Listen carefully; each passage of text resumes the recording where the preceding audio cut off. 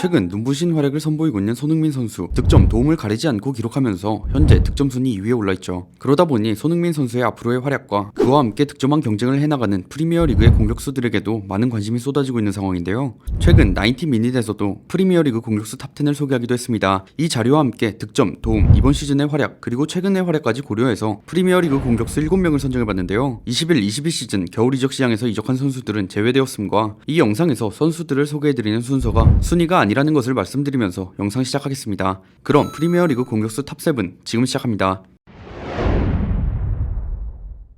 2021 시즌 좋지 못한 경기력을 보인 사디오 마네. 코로나의 여파인 건지 마네는 이전의 전성기 폼을 보여주지 못했는데요. 하지만 21-22 시즌에 들어서면서 확실히 폼이 올라오는 모습을 보였습니다. 특히 살라가 엄청난 폼을 보여주고 있어 수비를 분산해줌과 함께 리버풀 수비진의 복귀로 더 높은 위치에서 자신의 장점을 살려나가는 모습을 보여줬죠. 물론 전성기의 모습과는 아직 거리가 먼데 이전 경기력에 기복이 있을 때도 공격 포인트는 곧잘 쌓았지만 경기력이 올라온 전반기 동안에는 공격 포인트를 쌓아가지 못했죠. 그러던 21라운드 첼시전 득점을 기록하며 9경기 무득점을 끊어낸과 동시에 전성기 모습을 연상시키는 플레이를 보여주었는데요. 이후 네이션스컵에 차출되면서 세네갈에서 큰 활약을 선보였죠. 살라의 이집트를 상대로 아프리카 네이션스컵 결승전에서 승리하며 조국에게 우승 트로피를 안겨주었고 카타르 월드컵 아프리카 최종 예선에서도 이집트를 상대로 승리하며 월드컵 본선 진출을 이뤄냅니다. 이후 리버풀에서도 활약을 이어갔는데요. 조타와 피르미누 모두 부상으로 빠지며 중앙 공격수로 출전한 노리치전 측면에서 보여주는 과감한 드리블보다는 간결한 연계와 오프 더 볼에 집중하며 준수한 폼을 보여주었는데요. 결국 동점골까지 기록하는 모습을 보였고 이후로도 중앙 공격수로서 훌륭한 모습을 보였습니다. 이러한 활약에 리즈전에는 멀티골을 기록하며 득점 3위에까지 올랐던 적이 있죠. 이 경기 멀티골로 PL에서 8시즌 연속 10골 이상을 기록한 리버풀 최초의 선수가 되었습니다. FA컵 4강에서는 맨시티를 상대로 멀티골을 기록하며 10년 만에 팀의 FA컵 결승 진출을 이끌었죠. 30라운드 맨유전에서도 1골 1어시를 기록하며 팀의 4대0 승리를 이끌었습니다. 2021 시즌 리버풀로 이적한 디오고 조타. 이적 이후 좋은 폼을 보여주며 리버풀의 주전 공격수 자리를 차지하게 되는데요. 물론 경기력이 안 좋을 때도 있지만 특유의 득점력으로 착실하게 공격 포인트를 쌓아가는 선수죠. 그러다 보니 21-22 시즌 역시 조타의 득점은 리버풀에게 있어서 큰 도움이 되었습니다. 이적 후 물오른 폼을 보여주었던 걸 증명하듯이 제이미 캐러거와 게리 네빌이 뽑은 21-22 시즌 프리미어리그 전반기 베스트 11에 최전방 공격수로 선정되기도 했죠. 연계에 있어서는 물론 피로미노보다 아쉬운 모습을 보이고 있지만 양발로 날리는 날카로운 슈팅과 작은 키에 비해 위력적인 헤더를 바탕으로 뛰어난 득점력을 선보였죠. 실제로 경기력이 아쉬워도 득점을 곧잘 해내는 모습을 선보였는데요. 13라운드 사우스햄튼전에 선발 출장해 전반에만 멀티골을 성공시키며 팀의 4대0 승리에 크게 공헌했습니다. 이 경기 역시 당연히 맨 오브 더 매치에 선정되었고 득점 순위 2위까지 올랐었죠. 이후 디아스가 이적해오면서 벤치에서 스타트하는 경기가 많아졌고 본인의 폼도 조금은 내려간 모습이었는데 27라운드 아스날 원정에서도 고전했지만 선제골을 기록하며 리버풀 이적 후 아스날전 7경기 7골을 기록하는 아스날 킬러의 모습을 보였습니다. 31라운드 와포드전에서는 특유의 헤더로 3경기 연속골을 기록했고 리그 득점 단독 2위에 올랐었죠. 리그 우승 경쟁을 하고 있는 맨시티전에서도 동점골을 기록했습니다. 이렇게 조타는 리버풀 공격진에서 골 포처 역할을 가장 잘해줄 수 있는 선수인데 온더볼 상황에서 드리블로 승부하는 마네와 살라가 부진할 때 조타가 혀를 뚫어주며 경기의 흐름을 바꿔놓는 경우가 많습니다. 리버풀 이적 후에는 영양가 높은 득점을 꾸준히 생산하며 팬들에게 해자 영입으로 칭송받고 있죠. 2021 시즌 유벤투스에서 시즌을 마친 크리스티아노 호날두. 하지만 유벤투스에서 자신의 이름에 맞는 활약을 보여주지 못했고 계속해서 이적설에 휘말렸는데요. 실제로 세르히오 아구에로의 대체자를 찾는 맨시티 이적설이 나왔습니다. 그렇게 맨시티와 호날두의 개인 협상이 완료됐다는 보도까지 나왔죠. 하지만 이에 맨유 팬들은 분노했는데요. 맨유의 레전드인 호날두가 지역 라이벌 맨시티로 이적한다는 것에 분노한 것이었습니다. 게다가 호날두는 맨유를 떠날 때 이런 말을 했죠. 나는 절대 맨체스터 시티에서 뛰지 않을 것이다. 좋은 선수들이 많고 프리미어리그에서 균열을 낼 팀이다. 하지만 난 맨체스터 시티에 관심이 없다. 이런 과거의 인터뷰까지 재조명되면서 호날두 이적 관련해서 굉장히 논란이 되었는데요. 그럼에도 호날두의 맨시티 이적은 빠르게 진행되었습니다. 그러던 그때 갑자기 맨유가 호날두 영입전에 뛰어드는데요. 결국 맨시티가 호날두를 영입하지 않겠다고 하며 맨유와 계약을 하게 되죠. 다수의 기자들에 따르면 퍼거슨 경이 맨유 구단 차원의 비드 이전에 이미 전화 통화를 했다는 이야기가 있습니다. 호날두가 퍼거슨 경을 아버지처럼 따른다는 사실은 매우 유명하다 보니 호날두의 결정에 꽤 영향을 주었을 것으로 보이죠. 아무튼 혼란스러운 이적 시장을 보낸 뒤 다시 돌아온 맨유에서 시즌부터의 첫 시즌 4라운드 뉴캐슬전에 맨유 복귀전을 치렀는데요. 12년 118일, 즉 4501일 만에 맨유 복귀전을 치르게 된 것이었죠. 초반엔 아직 적응이 덜 된 듯한 움직임을 보였지만 이내 준수한 경기력을 보였습니다. 결국 이 경기 멀티골을 기록하며 팀의 승리를 이끌었죠. 이 득점으로 12년 전인 2009년 5월 10일 맨시티전 이후 4508일 만에 프리미어리그 통산 85호, 맨유 통산 119호 골을 넣었습니다. 이후 맨유 복귀 후 2경기 만에 3골을 기록하게 되었는데요. 이러한 활약에 커리어 5번째로 9월 프리미어리그 이달의 선수상을 수상했죠. 10라운드 토트넘전에서는 1골과 1도움을 기록하며 PL 역사상 단일 경기에서 골과 도움을 기록한 역대 최고령 선수가 되었습니다. 하지만 이후 솔샤르의 경질, 랑릭 감독의 선임 등등으로 팀은 꽤 어수선한 상황을 맞이했고 그렇게 맨유는 부진을 겪으며 4위 경쟁에서도 멀어지는 듯 했습니다. 하지만 그럼에도 차곡차곡 승점을 쌓아갔고 29라운드 4위 경쟁을 해야 하는 토트넘전, 호날두의 해트트릭으로 팀은 승리를 가져갔는데요. 호날두는 2010년부터 자신이 속한 구단에서 13년 연속 해트트릭을 기록하게 되었고 리그 10호, 11호, 12호 골을 기록하며 순식간에 리그 득점 공동 2위로 올라섰습니다. 게다가 이날 개인 통산 805호, 806호, 807호 골을 몰아치며 피파 공식 득점 순위에서 요셉 비칸을 제치고 축구 역사상 최다 득점자로 등극했죠. 이후 노리치전에서도 해트트릭으로 승리를 거두며 4위 경쟁을 하는 토트넘, 아스날과 승점 3점 차로 좁혔습니다. 그리고 디오고 조타와 함께 득점 순위 공동 3위에 올랐죠. 그러다 보니 현재 호날두의 활약으로 맨유가 챔스에 진출할 수 있을지 굉장히 주목을 받고 있습니다.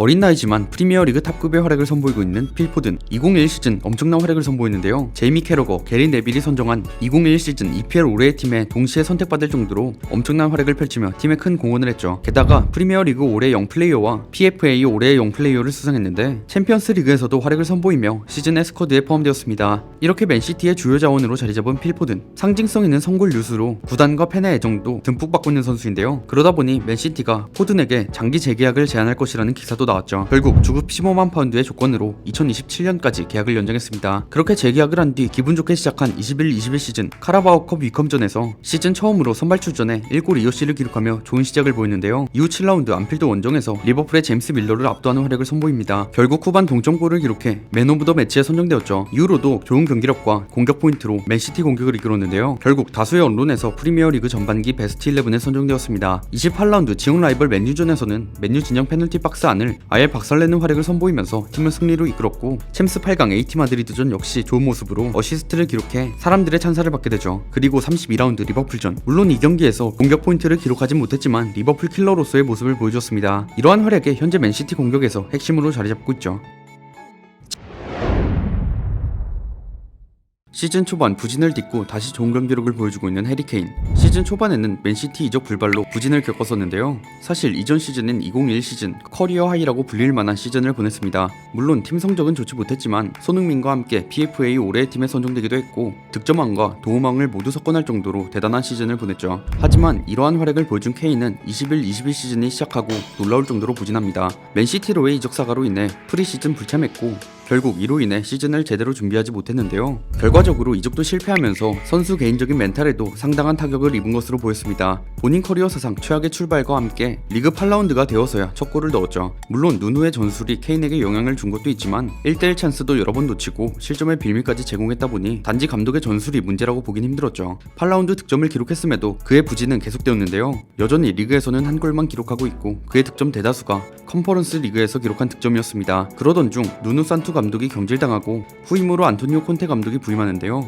선수의 장점을 이끌어내는데 강점을 가졌다고 평가받는 콘테인 만큼 그가 케인을 살려낼 수 있을지도 큰 관심거리였습니다. 하지만 벤 데이비스 등 폼이 올라온 다른 선수들과 달리 계속해서 폼을 찾지 못했죠. 지난 시즌 많은 경기들을 혼자 진두지휘하며 엄청난 득점과 도움을 만들어낸 걸 생각해보면 아예 다른 선수라고 봐도 무방할 정도로 부진했던 겁니다. 하지만 케인이라는 이름값에 대한 기대는 계속 이어졌는데요. 이후 18라운드 리버풀전 7경기 만에 리그에서 득점에 성공하며 선제골을 기록하는데 19라운드 크리스탈 팰리스전 골, 20라운드 사우스햄튼전에서 또다시 골을 기록하며 3경기 연속골을 기록합니다. 그리고 26라운드 맨시티전에서 드디어 자신의 기량을 보여주는데요. 전반 4분에 환상적인 패스로 손흥민에게 단독 찬스를 만들어줌으로써 대안 클루셉스키의 득점에 기점 역할을 했고 59분경에는 손흥민의 택배 크로스를 집어넣으면서 골을 기록합니다. 게다가 이 골은 손흥민 케인 듀오의 EPL 36번째 합작골이었는데 결국 디디에 드록바, 프랭크 램파드 듀오와 함께 함께 EPL 역대 최다 합작골 타이를 이루었죠. 이후 95분경에는 헤더 추가골을 넣으며 멀티골이자 극장골을 기록해 맨시티를 상대로 3대2 승리를 거두었습니다. 이로써 토트넘은 리그 3연패를 끊어냄과 동시에 약 6년 만에 에티하드 스타디움에서의 승리를 쟁취하였는데요. 이 맨시티전에서의 활약은 계속 이어졌죠. 27라운드 리즈 유나이티드전 1골 1도움, 게다가 손케 듀오의 EPL 역사상 최다 합작골 신기록을 세웠고 28라운드 에버튼전 멀티골, 29라운드 맨유전 골, 수년된 16라운드 브라이튼전에서도 골을 집어넣으며 리그 4경기 연속 득점을 보였는데요. 이 골로 프리미어리그 원정 통산 95골로 웨인 루니를 넘어 EPL 원정 최다골을 기록했습니다. 30라운드에서도 득점은 없었지만 2개의 도움을 기록하며 좋은 모습을 보여주고 있죠. 최근 리그에서 4경기 연속 득점과 5경기 8개의 공격 포인트를 기록하는 등 완전히 부활한 모습을 보이고 있습니다. 결국 이러한 활약에 3월 프리미어리그 이달의 선수에 선정되었죠. 이는 개인 통산 7번째 수상이며 세르기오 아구에로와 함께 최다 수상 타이 기록이었습니다. 명실상 부한 토트넘 공격의 에이스 손흥민 역시 케인처럼 2021 시즌 엄청난 퍼포먼스를 선보였는데요. 본인의 리그 최다 골 기록을 경신한 것과 함께 2시즌 연속 10 달성, 프리미어리그 공격 포인트 3위, 유럽 5대 리그 공격 포인트 9위, EPL 파워랭킹 최종 4위, 아시아인 최초로 PFA 올해의 팀에 선정되었습니다. 사실 손흥민 역시 2021 시즌이 끝나고 재계약과 이적 관련된 이슈가 많았었는데요. 아무래도 2023년 계약이 종료되다 보니 여러 추측성 기사들이 난무했죠. 하지만 손흥민은 이적에 적극적인 태도를 보이지 않았고 결국 7월 23일 재계약을 체결합니다. 그렇게 케인의 이적 소동으로 어수선한 분위기에 팀과 재계약을 하고 마음을 다잡은 손흥민은 시즌이 시작하고부터 좋은 활약을 선보였죠. 1라운드 맨시티전 이적 파동 후 팀에 늦게 합류하여 선발은 물론 교체 명단에도 오르지 않은 케인을 대신해서 홈경기 개막전에서 원톱으로 선발 출전했는데요. 맨시티 킬러답게 손흥민의 활약이 기대됐었죠. 아니나 다를까 결국 맨시티를 상대로 선제골이자 결승골을 기록했습니다. 맨시티 상대로는 7번째 골이자 펩 가르디올라 상대로 7번째 골을 기록하며 제이미 바디의 뒤를 이어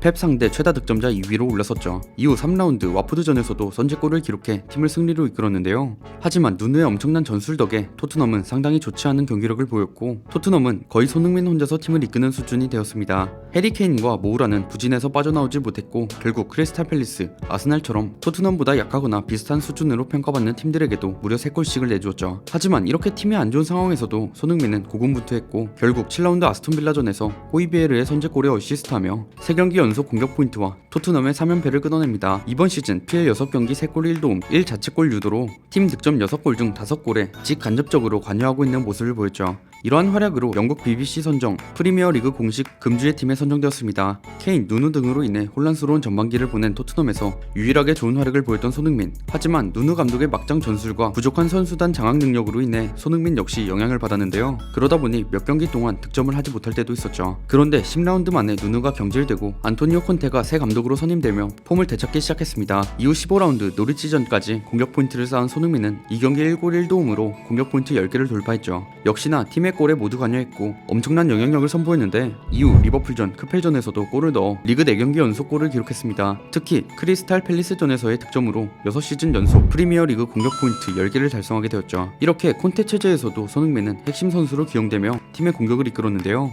특히 4경기 연속골로 토트넘의 6경기 연속 리그 무패 행진을 이끌었습니다. 이러한 활약을 인정받아 스카이스포츠가 선정한 EPL 베스트 11에 이름을 올렸죠. 이후 26라운드 다시 만난 맨시티전. 이 경기는 여러 상황상 토트넘이 불리했었는데요. 맨시티 홈에서 6경기째 승리가 없기도 했고 당시 맨시티는 공식전 12경기 무패, 챔스 16강 1차전 원정에서 0대5 승리까지 챙기며 분위기가 좋았죠. 반면에 토트넘은 리그 3연패를 기록하고 있다 보니 많은 사람들이 토트넘이 질 것이라고 예상했습니다. 유일한 변수라고는 맨시티를 상대로 강한 손흥민 말고는 없었죠. 하지만 이 유일한 변수가 작용하면서 약 6년 만에 에티하드 스타디움에서의 승리를 얻어내는데요. 맨시티 상대로 최근 8경기 6골 3어시, 통산 7골 3어시를 기록하며 공격 포인트 10개를 완성해 다시 한번 맨시티 킬러의 면모를 보여주었습니다. 이후 꾸준히 공격 포인트를 쌓으며 득점 순위를 올려나가는데요. 결국 30라운드 웨스트햄전에서 멀티골을 기록하며 PL 득점 공동 2위에 오릅니다. 게다가 이날 멀티골로 개인 커리어 공식 경기 200번째 득점을 달성했죠. 이후 뉴캐슬전 골 도움으로 팀 내 최다 득점 도움을 기록했고 아스톤 빌라전에서는 3경기 연속골이자 헤트트릭을 기록하며 리그 17득점을 기록했는데요. 그렇게 20골을 넣은 살라 뒤를 득점 단독 2위로 바짝 뒤쫓게 되었죠. 게다가 PK골을 제외한 필드골은 손흥민이 더 우위에 있었습니다. 그러다 보니 손흥민의 득점왕 경쟁에 많은 관심이 쏟아지고 있죠.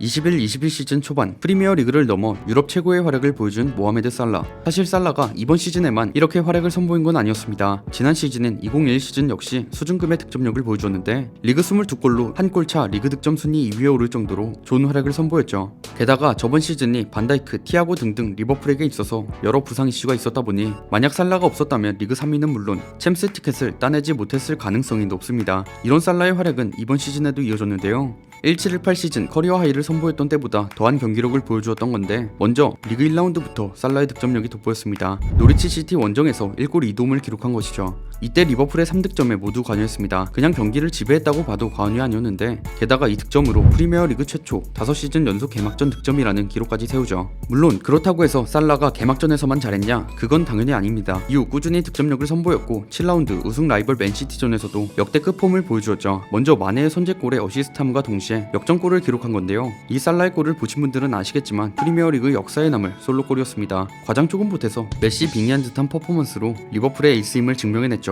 이후 8라운드에서도 1골 1어시로 8라운드 만에 공격 포인트 10개를 달성합니다. 그리고 찾아온 9라운드 맨유와의 노스웨스트 더비, 프리미어리그 최대의 라이벌 경기인 만큼 많은 사람들의 주목을 받은 경기였는데요. 이날 살라는 3골 1어시를 기록하는 미친 퍼포먼스를 보였습니다. 결국 리버풀은 맨유를 상대로 5대0이라는 충격적인 승리를 가져갈 수 있었죠. 게다가 이 해트트릭으로 여러 기록들을 세운 살라였는데요. 프리미어리그 최초로 올드 트래포드에서 해트트릭을 기록한 원정팀 선수, 프리미어리그 아프리카인 최다골 기록, 리버풀 선수 최초로 10경기 연속 공식전 득점, 원정 5경기 연속 득점, 올드 트래포드 3경기 연속 득점 기록을 세웠습니다. 이러한 활약에 10월 프리미어 리거로서 한 달에 수상할 수 있는 4개의 상을 전부 삭슬했는데 구단 선정 이달의 선수상, PFA 팬 선정 이달의 선수상, 프리미어 리그 사무국 선정 이달의 선수상, 프리미어 리그 사무국 선정 이달의 골, 이 4개의 상을 모두 수상한 것이었죠. 살라의 이러한 활약은 프리미어 리그에만 한정된 건 아니었습니다. 챔피언스 리그에서 역시 그의 활약은 대단했는데요. 챔피언스 리그 조별 예선 3차전 AT 마드리드 원정에서 전반 8분 만에 선제골을 기록했고 후반 PK골을 추가해 팀의 승리를 이끌었습니다. 이날 골로 챔피언스리그 30득점을 한 스티븐 제라드를 넘어